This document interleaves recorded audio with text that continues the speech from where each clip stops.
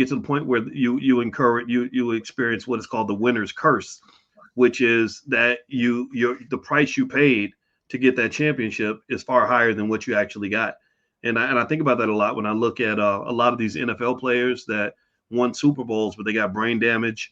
Life after the age of 40 is terrible for some of these guys.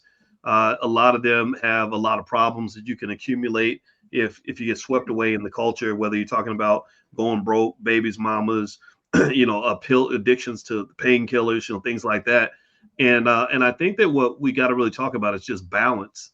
And I think balance comes into play when you also think about self-worth. So I heard you. I was listening to y'all talk while I was eating my food. I just finished doing something, so I was real hungry. But I was listening.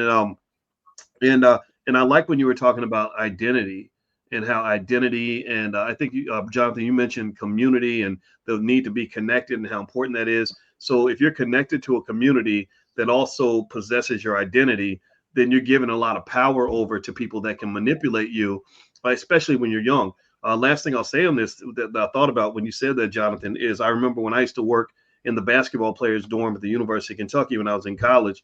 And the basketball players, I mean, those were the big men on campus. They had all the girls, all the fame, all the money, everything else.